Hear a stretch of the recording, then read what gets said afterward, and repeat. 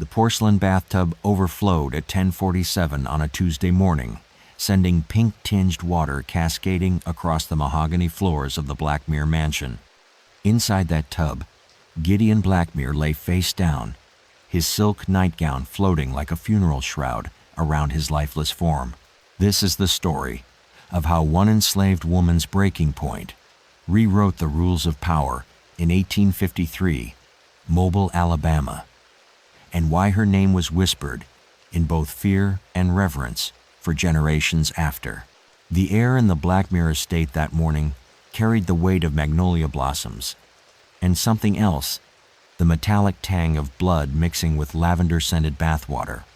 Letitia stood in the doorway of the master's bathing chamber, her calloused hands still dripping, her dark eyes fixed on the man who had owned her body, her labor, her very breath for 22 years. The grandfather clock in the hallway chimed 11 times. She had exactly 9 minutes before Euphemia Cranwell, the head housekeeper, would come looking for her. But let's step back. Let's understand how we arrived at this moment, in this room, with this woman standing over this corpse. Letitia had been born into bondage on the Blackmere plantation in 1831, the daughter of a field hand named Sarah and a master whose name was never spoken aloud. She learned to read by watching young Master Gideon's lessons through cracked doorways. She learned to hate by watching her mother's back split open under the overseer's whip. By age 16, she had been moved from the fields to the house, a promotion that came with its own particular horrors. The Blackmere mansion stood like a monument to Southern wealth on Government Street, its white columns gleaming in the Alabama sun, its gardens manicured to perfection by hands that would never own the flowers they tended. Inside, a different world existed, one of crystal chandeliers and Persian rugs, of afternoon teas and evening galas, where the city's elite discussed cotton prices and politics, while enslaved hands served them wine. Gideon Blackmere had inherited the plantation at 25, along with its 137 human beings. He was known throughout Mobile society as a gentleman of refined tastes and progressive ideas. He allowed his house servants to learn basic reading. He provided adequate food and clothing, and he rarely resorted to physical punishment. The Mobile Register had even published an editorial praising his enlightened approach to plantation management. What the Mobile Register didn't know was what happened behind closed doors. Every Tuesday and Friday, Gideon Blackmere required a bath drawn at precisely 10:30 in the morning. The water had to be heated to exactly the right temperature, hot enough to steam, but not so hot as to redden his pale skin. Rose petals from the garden, oil of bergamot, and a pinch of sea salt from the Gulf. Letitia had performed this ritual 236 times over the past 3 years, ever since she had been assigned as his personal attendant. She had also learned to expect his hands on her body as she bent over the tub to test the water temperature. She had learned to stand perfectly still when he pressed himself against her back, his breath hot against her neck, whispering the things he planned to do to her once his wife departed for her monthly visit to her sister in Montgomery. She had learned that resistance meant not just her own punishment, but punishment for her mother, her younger brother Marcus, and anyone else Gideon decided had somehow influenced her disobedience. The system was perfect, absolute power, wrapped in genteel manners and legal protection. Until Tuesday, March 15th, 1853, the morning had begun like any other. Letitia rose before dawn to stoke the kitchen fires, prepared breakfast for the family, and began heating water for the master's bath. Lavinia Hartwell Blackmere had departed the previous evening for Montgomery, taking with her the thin veneer of civility that her presence provided. Gideon had already made his intentions clear after his bath. Letitia was to report to his private study for special duties. She carried the copper kettles of hot water up the servants' staircase, her bare feet silent on the worn wooden steps. In the bathing chamber, she poured the steaming water into the porcelain tub, added the required oils and salts, scattered the rose petals across the surface. The ritual complete, she stood by the door and waited. Gideon entered wearing his silk nightgown, his thinning hair combed back with pomade, a self-satisfied smile playing at the corners of his mouth. He had brought something new today, a leather strap, the kind used to sharpen razors. "I've been thinking," he said, running the leather through his fingers, "that our little arrangements need some refinement." What happened next would be debated in hushed conversations throughout mobile society for decades to come. Some would say Letitia snapped without warning, driven mad by years of abuse. Others would claim it was premeditated murder, planned and executed with cold precision. The truth, as it often is, was both simpler and more complex than either explanation. When Gideon stepped into the bathwater and settled back against the porcelain rim, he was already speaking, detailing exactly what he expected from her, exactly how she would submit, exactly what would happen if she failed to please him. His voice echoed off the bathroom walls, mixing with the sound of water lapping against the tub's edges. Letitia moved behind him, ostensibly to hang his discarded nightgown on the wooden peg beside the wash basin. Instead, she placed her hands on his shoulders, gently at first, as if preparing to wash his back. Then she pushed. The water displaced violently, sloshing over the tub's rim as Gideon's head went under. His hands flailed, seeking purchase on the slick porcelain sides. But Letitia's hands were strong from years of labor, her grip sure from desperation finally given voice. She held him down as he thrashed, held him as his movements grew weaker, held him until the grandfather clock in the hallway chimed 11 times and the water finally stilled. In that moment, standing over the body of her master, Letitia faced a choice that would define not just her own fate, but challenge the very foundations of the society that had created them both. But what she did next, and how Mobile's white establishment would react to an enslaved woman who dared to kill her master, would prove that sometimes the most dangerous person in any room is the one with nothing left to lose. Euphemia Cranwell's scream shattered the morning silence at 11:56, echoing through the mahogany-paneled corridors of the Blackmere mansion like the cry of a wounded animal. Her starched white apron, pressed to perfection just hours before, now bore the dark stains of bathwater mixed with something far more sinister. The next 60 minutes would determine whether Mobile's carefully constructed social order could survive the unthinkable, an enslaved woman who had dared to take the life of her master. The discovery came exactly as Letitia had calculated. Euphemia Cranwell, punctual to a fault, arrived at the bathing chamber door at precisely 11:55 to collect the master's soiled garments for washing. The head housekeeper had served the Blackmere family for 18 years, rising from kitchen maid to the most trusted position an enslaved woman could hold. Her loyalty was legendary, her discretion absolute, until she pushed open the bathroom door and found her world turned upside down. The scene that greeted Euphemia defied comprehension. Water covered the Italian marble floor in spreading pools. The Persian rug beneath the washstand darkened and soggy.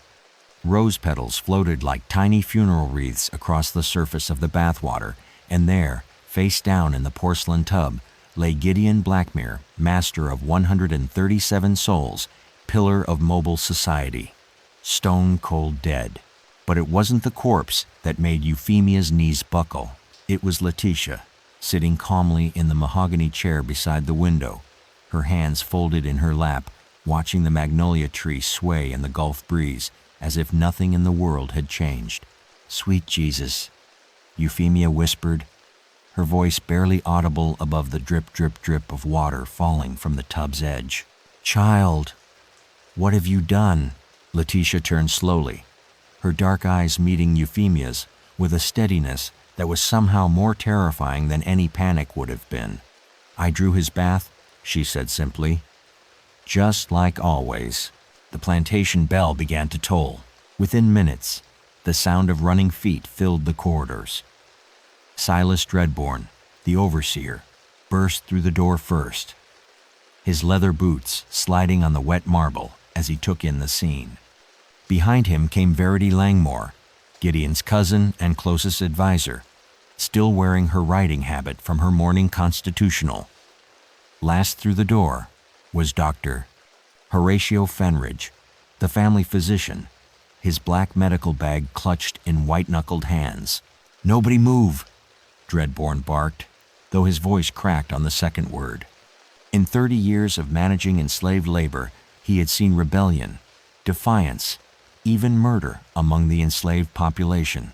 But this violated every assumption upon which his world was built. Dr. Fenridge knelt beside the tub, his practiced hands checking for signs of life he already knew he wouldn't find. Gideon's skin had taken on the waxy pallor of the recently deceased, his lips blue-tinged in the morning light streaming through the bathroom's tall windows. "Drowned," the doctor pronounced after a moment, though everyone in the room already understood the cause of death was far more complex than that single word could contain. "Accident," Verity said quickly, her voice sharp with desperate hope. "It has to be. Gideon must have slipped, hit his head." "No signs of trauma to the skull," Dr. Fenridge interrupted, his examination continuing despite the growing pool of water seeping into his wool trousers. "No apparent injuries at all." The silence that followed was deafening. It was Euphemia who finally broke it, her voice barely above a whisper. She was just sitting there, calm as you please, watching the trees. All eyes turned to Letitia, who remained in her chair by the window, her posture unchanged. The morning sun illuminated her profile, highlighting the sharp line of her jaw, the determined set of her shoulders. She looked, several would later testify, like a woman who had made peace with her choices. "Letitia," Dreadborn said, his voice taking on the tone he used when questioning enslaved people suspected of theft or insubordination. "What happened here?" "I drew Master Gideon's bath," she repeated, her words measured and clear. "The water was the right temperature. I added the rose petals, just like he liked. Then I waited." And then, for the first time since the discovery, something flickered across Letitia's features. Not fear, not regret, but something harder to define. Then he got what he deserved. The words hung in the air like smoke from a funeral pyre. Verity Langmore stepped forward, her face flushed with indignation and something that might have been fear. "How dare you?" she hissed. "How dare you speak of your master that way? After everything this family has done for you, the kindness we've shown." "Kindness." Letitia spoke the word like it tasted of poison. "Is that what you call it?" The question landed like a physical blow. In the stunned silence that followed, everyone in the room was forced to confront an uncomfortable truth. They all knew exactly what Letitia meant, and they had all chosen to look the other way. This was the moment when Mobile's genteel society faced its first real test. An enslaved woman had murdered her master, not in a fit of passion, not in self-defense during a violent struggle, but deliberately, calmly, and with what appeared to be complete premeditation. The legal response was clear. She would hang, probably within the week. The social response was equally predetermined. The incident would be hushed up, the family reputation protected, the natural order restored. But first, they had to decide what story they were going to tell, because the truth that Gideon Blackmere had been serially raping an enslaved woman while his wife was away, that the entire household knew it, and that not one of them had ever lifted a finger to stop. It was not a truth that Mobile society was prepared to acknowledge. As Dr. Fenridge completed his examination and Dreadborn sent for the sheriff, Letitia remained in her chair by the window, watching the magnolia blossoms fall like snow onto the manicured lawn below. But what none of them realized yet was that Letitia had spent the 9 minutes between the murder and Euphemia's arrival doing something that would change everything, something that would force them to confront not just what she had done, but why she had every right to do it. Sheriff Octavia Prinwell arrived at the Blackmere mansion at 12:37 p.m. to find something unprecedented in her 15 years of law enforcement. A murder confession written in perfect penmanship, signed and dated, sitting on the mahogany writing desk in the victim's own study. What Letitia had done during those crucial 9 minutes would transform a simple murder case into something that threatened to tear Mobile's power structure apart at its very foundations. The sheriff's office that day carried the familiar sense of tobacco smoke and leather-bound ledgers, mixed with the March humidity that seeped through every crack in the wooden building. Prinwell had built her reputation on swift, decisive action. But nothing in her experience had prepared her for a case where the perpetrator had not only confessed, but had documented her reasons in meticulous detail. The letter, written on Gideon Blackmer's personal stationery in black ink that was still slightly wet when Euphemia found it, began with a single line that would haunt Mobile society for years to come. "My name is Letitia, and I am no longer property." What followed was 3 pages of careful handwriting that laid bare every detail of Gideon Blackmer's systematic abuse, not just of Letitia, but of 6 other enslaved women over the past 8 years. Names, dates, specific incidents. A meticulous accounting of violence that the Blackmer family had spent decades hiding behind closed doors and genteel manners. He told me last Tuesday that his wife's monthly visits to Montgomery were no longer sufficient. The letter continued in Letitia's steady script. He had decided to purchase a small house on Royal Street where he could take me 3 times a week. He showed me the deed. He had already put money down. Dr. Fenridge, reading over Sheriff Prinwell's shoulder in the study, went visibly pale. "This is impossible," he muttered. Gideon was a gentleman, a respected member of the community, but Letitia's letter anticipated such denials. She had documented everything with the precision of a court clerk. August 14th, 1851. After the Mardi Gras ball, Master Gideon returned to the house at 2 a.m., intoxicated. He summoned me to his study and forced himself on me while his wife slept upstairs. He tore my dress, the blue cotton with the small flowers. Euphemia mended it the next morning and asked no questions. The letter went on to describe similar incidents with Sarah Collins, a kitchen maid who had died suddenly of fever in 1850, with Mary Thurston, who had been sold to a plantation in Mississippi after she became pregnant, with young Celia, barely 14, who had tried to resist and been whipped so severely she still bore the scars. Each time, Letitia wrote, the household staff knew. Each time, they chose silence. Each time, Master Gideon grew bolder. Sheriff Prinwell set the letter down with shaking hands. In 15 years of law enforcement, she had seen every kind of crime Mobile could produce: theft, assault, even murder. But this was different. This wasn't just about one woman killing her master.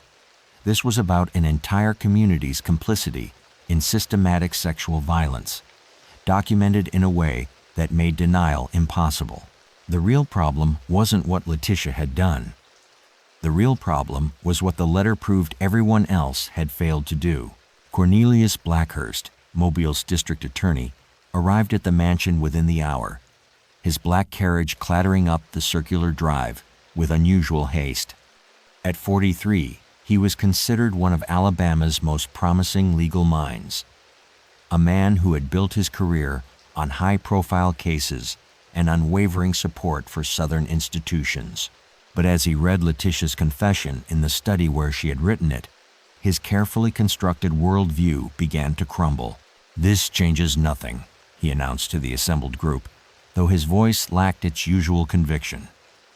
"Murder is murder, regardless of the circumstances. The law is clear." "Is it?" Sheriff Prinwell asked quietly. "Because that letter describes repeated crimes against 6 different women, crimes that were reported to Dr. A. Fenridge when Sarah Collins was treated for injuries, crimes that were witnessed by household staff, crimes that were covered up by people in this room." The silence that followed was deafening. It was Verity Langmore who finally spoke, her voice tight with controlled fury. You cannot seriously be suggesting that the word of a murdering slave should be given equal weight to the reputation of a respected white gentleman. I'm suggesting, Prinwell replied, that we have a legal obligation to investigate all crimes that have been reported to this office. And according to this letter, multiple felonies have been committed in this house over the past 8 years. The letter had accomplished exactly what Letitia intended. It had transformed her from a simple murderer into something far more dangerous. A witness to systemic crimes that implicated half of Mobile's elite society. She hadn't just killed her rapist. She had exposed an entire network of complicity and cover-up that reached into the highest levels of the community. But Letitia had done something else in those 9 minutes, something she hadn't mentioned in her letter, something that Euphemia discovered only when she returned to the bathing chamber to begin cleaning up the scene. Hidden beneath the mahogany chair where Letitia had been sitting was a small leather journal bound with a red ribbon.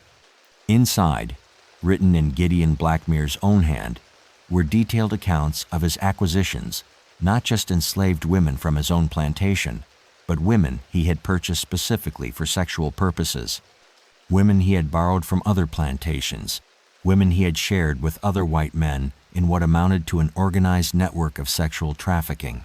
The journal contained names that would shock Mobile society to its core. Prominent businessmen, respected judges, even men of the cloth. All participants in what Gideon had called his Tuesday Society, a group that met monthly to share enslaved women like property, to trade them like livestock, to use them in ways that violated every law on Alabama's books. As Sheriff Prinwell held the journal in her trembling hands, she realized that Letitia's 9 minutes of preparation had done more than document her own abuse. She had uncovered evidence of a criminal conspiracy that reached into the highest levels of Mobile society. But what would happen when that evidence became public, and whether Mobile's white establishment would allow the truth to destroy them, remained to be seen. The leather journal hit District Attorney Blackhurst's desk with the sound of a coffin lid slamming shut, its red ribbon trailing across legal documents like a line of blood. By 3:15 that Tuesday afternoon, the contents of Gideon Blackmer's private records had transformed a simple murder case into the most dangerous scandal in Mobile's history. What happened next would determine whether justice could survive when it threatened to destroy the very people tasked with delivering it.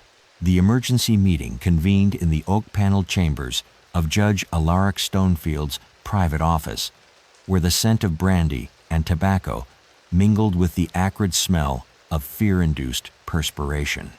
Present were the men whose names appeared most frequently in Gideon's journal: Blackhurst himself, Sheriff Prinwell, Judge Stonefield, and 3 other prominent citizens whose reputations now hung by the thinnest of threads. "This is blackmail," Judge Stonefield declared, his normally steady voice cracking like thin ice. "A dead man's fantasies, written by a known deviant to justify his own depravity. But the evidence was too detailed, too specific to dismiss. Gideon hadn't just recorded names and dates, he had documented financial transactions, purchase receipts for enslaved women bought specifically for the Tuesday Society's use, bills of sale showing women transferred between members like pieces of furniture, even photographs, a new and damning technology that captured faces frozen in moments of unspeakable violation. March 7th, 1852. Sheriff Prinwell read aloud from one entry. Purchased Dinah, age 16, from the Cranwell plantation for the sum of $800. Delivered to Judge Stonefield's private residence on Government Street for Tuesday evening activities.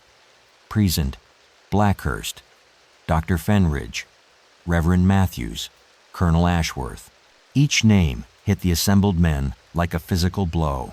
The Tuesday Society had operated for 6 years under the cover of legitimate business meetings. Every second Tuesday of the month, 6 of Mobile's most respected citizens would gather at a different location, sometimes Gideon's plantation, sometimes Judge Stonefield's townhouse, occasionally the private dining room above Cornelius Blackhurst's law office. They would conduct routine legal business for the first hour, establishing alibis and maintaining appearances. Then, the real purpose of their gathering would begin. The system was sophisticated and deliberately obscured. Women would be borrowed from various plantations under the pretense of temporary domestic service. Others were purchased outright through shell companies and false names. The most vulnerable were those who had no family, no connections, women who could disappear without anyone asking questions. "We need to burn it," Colonel Alaric Ashworth said, his hand shaking as he reached for the journal. All of it. The confession, the photographs, everything. Claim the slave girl was delusional. Claim Gideon's journal was fabricated. And, when other evidence surfaces, Sheriff Prinwell asked, "Because this won't be the only documentation. There will be financial records, witness testimonies, other victims who might come forward." The truth was spreading like fire through dry grass. By evening, whispered conversations had begun in every parlor and kitchen throughout Mobile. The enslaved community had always known about the Tuesday Society. They had seen the women selected, transported, returned, broken or not returned at all, but they had also learned the deadly consequences of speaking such truths aloud.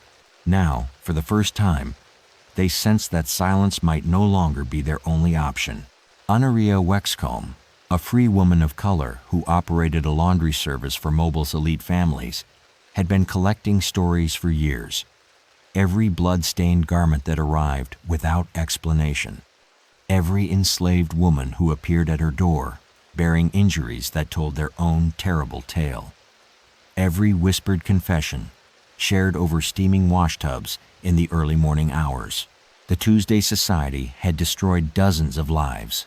When news of Letitia's confession reached Honoria's laundry on Royal Street, she made a decision that would shake Mobile to its foundations. She began visiting the families of other victims, armed with Gideon's documented confessions and her own carefully maintained records.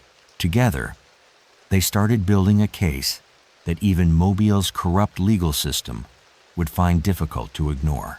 Sarah Collins didn't die of fever, Honoria told Dr. Fenridge when she appeared at his medical office that Wednesday morning. She died from injuries sustained during a Tuesday Society gathering at Judge Stonefield's house. I have the blood-stained sheets she was wrapped in. I have witness testimony from 3 people who helped carry her body away. Dr. Fenridge, whose own name appeared 17 times in Gideon's journal, could only stare in horror as his carefully constructed life began to crumble. But the white establishment wasn't prepared to surrender without a fight. By Thursday morning, a counter-narrative had begun to emerge, one that portrayed Letitia not as a victim who had finally fought back, but as a dangerous revolutionary who had murdered her kindly master in cold blood. The Mobile Register published an editorial calling for swift justice. The natural order of our society depends upon the maintenance of proper relationships between the races. When that order is violated by violence, it must be restored by the full force of law. Other newspapers picked up the story, each version becoming more inflammatory than the last. By Friday, reports were circulating that Letitia had been planning a slave uprising, that she had poisoned other white families, that she represented an existential threat to Southern civilization itself. The truth about the Tuesday Society was being buried under an avalanche of manufactured fear. But Letitia had anticipated this response. In her cell at the Mobile County Jail, she had spent the week since her arrest doing something that would prove even more dangerous than her confession. She had been teaching other imprisoned enslaved people to read and write, using Gideon's journal as their textbook. What would happen when their stories began to spread, and whether Mobile's white community could maintain its grip on power when faced with organized, literate resistance remained to be seen. The courthouse bell clanged 13 times at 1 p.m. on Monday, March 21st, but the sound was almost drowned out by something unprecedented in Mobile's history. The voices of 200 enslaved people gathered on the steps, demanding to testify in a white man's murder trial. This was the moment when Letitia's carefully planted seeds of literacy and resistance bloomed into something that threatened to burn down the entire plantation system. The March air outside the Mobile County Courthouse carried the salt tang of the nearby Gulf, mixed with the acrid smoke of burning documents, evidence that certain prominent citizens had spent the weekend destroying records they could no longer afford to have discovered. Judge Alaric Stonefield stood at his office window, watching the crowd below with growing dread. In 30 years on the bench, he had never seen enslaved people organize with such precision and purpose. The transformation had taken exactly 1 week. Letitia's literacy lessons in the county jail had spread beyond the prison walls through a network that the white community had always underestimated. The enslaved women who cleaned their houses, cooked their food, and raised their children. These women had access to every conversation, every document, every secret that their masters thought was safely hidden behind closed doors. Now they were using that access with devastating effectiveness. Honoria Wexcombe's laundry had become an unofficial headquarters for the resistance movement. Every morning, enslaved women from across Mobile County arrived with their masters' dirty clothes and left with copies of testimony, witness statements, and documented evidence of the Tuesday Society's crimes. By evening, those documents had been distributed to every plantation, every household, every corner of the enslaved community. The white establishment's response was swift and brutal. On Thursday night, 3 enslaved men who had been caught distributing copies of Letitia's confession were dragged from their quarters and whipped publicly in Bayfront Park. The message was clear. This uprising would be crushed before it could spread further. But the violence only intensified the resistance. By Friday morning, work had stopped on 7 major plantations. Enslaved people simply refused to report to the fields, instead gathering in small groups to read testimonies aloud and plan their next moves. The economic impact was immediate, and devastating cotton that should have been planted remained in warehouses. Crops that should have been tended withered in the Alabama sun. A coordinated insurrection, District Attorney Blackhurst declared at an emergency meeting of the City Council. This is exactly what the Founding Fathers warned us about. Give them education, and they'll use it to destroy the natural order. But this wasn't the kind of slave rebellion that white Southerners had spent decades preparing to suppress. There was no violence, no property destruction, no armed resistance. Instead, there was something far more dangerous: organized, literate, systematic exposure of white crimes against enslaved people. And it was working. The evidence kept mounting. Dr. Marcus Whitfield, a physician who had treated enslaved women for mysterious injuries throughout the 1840s and 50s, came forward with medical records that corroborated every detail in Gideon's journal. Banker Thomas Ashwood produced financial documents showing the shell companies used to purchase women for the Tuesday Society. Even Reverend Samuel Matthews, whose name appeared in the journal as a frequent participant, broke his silence and confessed to his congregation in a sermon that left half the pews empty. "I have sinned against God and man," Matthews declared from his pulpit at First Baptist Church. "I have participated in horrors that no Christian man should countenance. I throw myself upon the mercy of the Almighty and the forgiveness of those I have wronged."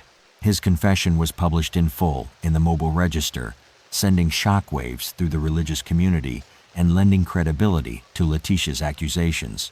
But perhaps the most damaging revelation came from an unexpected source. Lavinia Hartwell Blackmere, Gideon's widow, who had returned from Montgomery to find her world in ruins. On Saturday morning, she appeared at Sheriff Prinwell's office carrying a metal strongbox that contained 6 years of correspondence between Tuesday Society members. Letters detailing their acquisitions, photographs documenting their crimes, even financial records showing how they had laundered money through legitimate businesses to fund their activities. "I found these in a secret compartment behind his desk," Lavinia said, her voice hollow with shock and disgust. "I never knew. God help me I never knew what he was doing in that house while I was away." The letters revealed the full scope of the conspiracy. Names, dates, locations, victims, everything the prosecution would need to bring charges against every member of the Tuesday Society. But they also revealed something else: the systematic nature of the cover-up, the way respected institutions had been corrupted to protect the perpetrators. Justice means facing what we've ignored. As Monday's crowd gathered outside the courthouse, it became clear that this was no longer just about Letitia's trial for murder. This was about whether Alabama's legal system could function when the criminals were the same people who controlled the courts, the law enforcement, and the political machinery. Judge Stonefield faced an impossible choice. He could dismiss all charges against the Tuesday Society members, claim the evidence was fabricated, and railroad Letitia to a quick execution. But doing so would require him to ignore testimony from dozens of witnesses, medical evidence from multiple physicians, and documentation in the perpetrator's own handwriting. Alternatively, he could allow the cases to proceed and watch as Mobile's entire power structure collapsed under the weight of its own criminality. As the courthouse bell finished tolling and the crowd's voices rose in unison, demanding justice for crimes that had been hidden for too long, one question remained unanswered. What happens when the people tasked with upholding the law are the ones who have been breaking it all along? The answer would come sooner than anyone expected, and it would change the trajectory of American justice forever. Federal marshals arrived at Mobile's courthouse at dawn on March 28th. Their blue uniforms, a stark contrast against the Confederate flags that still flew from every government building. Behind them marched 2 companies of Union soldiers, their rifles gleaming in the morning sun as they formed a perimeter around the building where Letitia's trial was set to begin. The case of Alabama versus Letitia had become something far larger than a simple murder trial. It was now a test of whether American justice could survive when confronting its own deepest contradictions. The telegraph wires had been humming for days, carrying news of Mobile's scandal to newspapers across the nation. The New York Tribune had dispatched their best correspondent. The London Times was running daily updates. Even publications in Paris and Berlin were covering what they called the trial that could end American slavery through the courthouse rather than the battlefield. President Franklin Pierce, facing mounting pressure from Northern abolitionists and Southern fire eaters alike, had made the unprecedented decision to send federal observers to ensure that justice was administered fairly. The message was clear. The entire world was watching Mobile, Alabama. Judge Stonefield entered his own courtroom that morning, looking like a man walking to his execution. The federal presence had stripped away his ability to control the proceedings, and the evidence against the Tuesday Society had become too overwhelming to suppress. Sitting in the gallery were newspaper reporters from a dozen states, sketch artists whose drawings would appear in publications across 2 continents, and something that had never been seen in an Alabama courtroom: enslaved people carrying notebooks and pencils, prepared to document every word spoken. Letitia's defense attorney was Boston lawyer Jonathan Hartwell, no relation to the Blackmere family, despite the shared name, who had traveled south specifically to take this case. A veteran of Massachusetts abolition battles, Hartwell understood that this trial represented the greatest opportunity in a generation to expose slavery's fundamental brutality to the entire world. "Ladies and gentlemen of the jury," Hartwell began his opening statement, his voice carrying clearly through the packed courtroom. "You have been asked to determine whether my client committed murder when she killed Gideon Blackmere. I submit to you that the real question before us is whether a human being has the right to defend herself against systematic rape, torture, and sexual slavery." The words hit the courtroom like artillery fire. District Attorney Blackhurst objected immediately, but the damage was done. For the first time in Alabama legal history, the word rape had been spoken aloud in connection with a white man's treatment of enslaved women. Federal observers took careful notes. Newspaper correspondents scribbled frantically. The The prosecution's case was simple.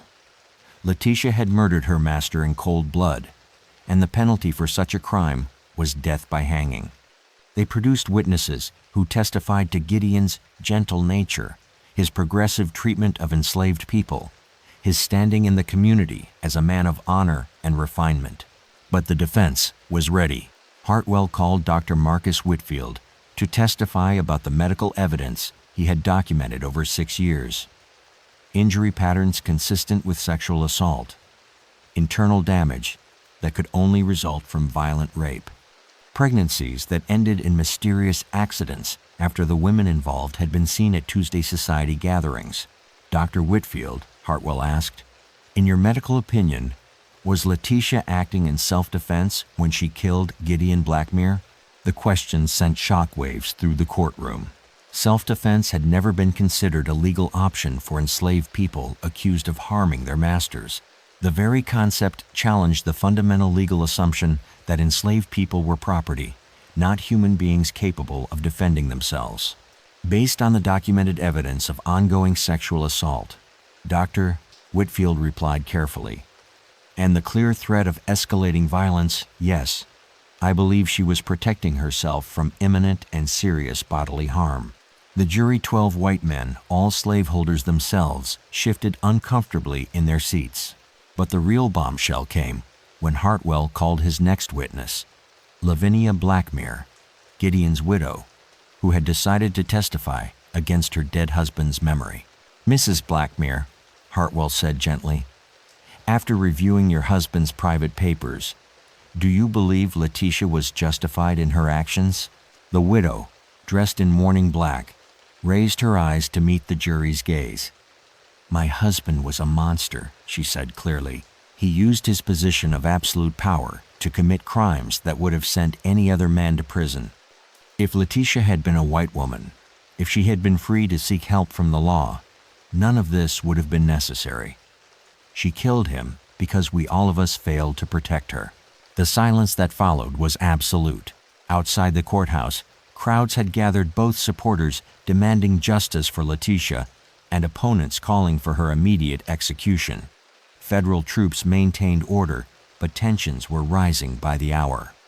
Several prominent citizens had already fled Mobile rather than face questioning about their own involvement with the Tuesday Society. Others had barricaded themselves in their homes, waiting to see whether the legal system would collapse entirely. The economic impact was spreading beyond Alabama's borders. Northern newspapers had begun calling for boycotts of Alabama cotton. European buyers were canceling contracts. The stock prices of companies with Southern investments were plummeting on Wall Street. Slavery's house of cards was shaking. As the trial entered its third day, one question dominated every conversation, in every parlor, every newspaper editorial, every political debate, from Boston to New Orleans. If an enslaved woman could successfully claim self-defense for killing her rapist master, what did that mean for the entire institution of slavery? But the most dangerous moment was yet to come, because the prosecution still had one more card to play, and it would force the jury to choose between upholding the law and preserving the social order that their entire world depended upon. The jury foreman's hands trembled as he unfolded the piece of paper that would either preserve or shatter the foundation of American slavery. At 4:27 p.m. on April 2, 1853, 12 white Alabama slaveholders prepared to deliver a verdict that would echo through history for generations to come.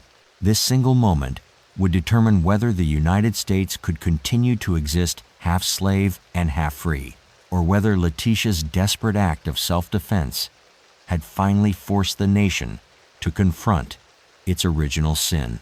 The courthouse had fallen into a silence so complete that the scratch of newspaper correspondents' pencils sounded like thunder.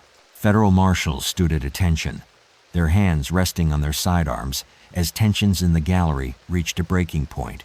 Outside, 2,000 people filled the streets, some calling for justice, others demanding blood, all waiting to see whether American law would finally acknowledge that enslaved people were human beings capable of defending themselves. Judge Stonefield called for order, though his voice barely carried over the sound of his own racing heartbeat. The jury had deliberated for 18 hours, longer than any murder trial in Alabama history. Twice they had requested to review evidence. 3 times they had asked for clarification on legal precedents that had never before been tested in American courts. The question they faced was simple in its wording, revolutionary in its implications. Could an enslaved person claim self-defense for killing their master? On the charge of murder in the first degree, the foreman read, his voice cracking, "We find the defendant." He paused, sweat beading on his forehead despite the cool April air. "Not guilty." The courthouse erupted. Federal marshals immediately surrounded Letitia as both celebration and outrage exploded through the gallery. For the first time since her arrest, she allowed herself to smile, not with triumph, but with the quiet satisfaction of someone who had forced the world to see truth it had spent centuries trying to hide. But the jury wasn't finished. On the lesser charge of manslaughter in defense of self, the foreman continued, raising his voice above the chaos. "We find the defendant guilty and recommend mercy due to the extraordinary circumstances of systematic abuse documented in this case." Judge Stonefield's sentencing reflected the impossible position the trial had created for Alabama's legal system. He could not ignore the jury's finding of self-defense, not with federal observers taking notes and the entire world watching. But he also could not allow an enslaved person to walk completely free after killing a white master. "Letitia," he said, his voice heavy with the weight of history, "I sentence you to 5 years' labor in the federal territory of Kansas, where you will work as a free woman under the supervision of territorial authorities. Upon completion of your sentence, you shall be granted full emancipation and citizenship in whatever state you choose to call home." The verdict sent shockwaves across the nation. Within hours, telegraph lines were carrying news of the unprecedented decision to every major city in America and beyond. The London Times called it the beginning of the end for American slavery. The Charleston Mercury declared it a betrayal of Southern civilization.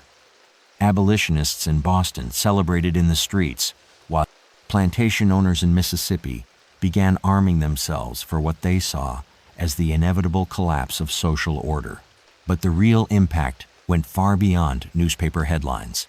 The trial had established legal precedent that enslaved people possessed the fundamental human right of self-defense. Within months, similar cases began appearing in courts across the South. Enslaved people who had killed abusive masters, escaped violent plantations, or fought back against sexual assault, began citing Letitia's case as legal justification for their actions. The Tuesday Society scandal, meanwhile, continued to spread like wildfire through Mobile's elite circles. 6 prominent citizens fled the state rather than face prosecution. Judge Stonefield resigned from the bench in disgrace. Dr. Fenridge lost his medical license and died, broke and alone, 3 years later. The Methodist Church defrocked Reverend Matthews, who spent his remaining years working in a northern mission, trying to atone for his crimes. Most significantly, the detailed documentation of systematic sexual abuse had provided northern abolitionists with irrefutable evidence of slavery's inherent brutality. Frederick Douglass incorporated testimony from Letitia's trial into his speeches. Harriet Beecher Stowe used the case as inspiration for her follow-up to Uncle Tom's Cabin. The trial transcripts were published in pamphlet form and distributed by the thousands, becoming some of the most powerful anti-slavery propaganda ever produced.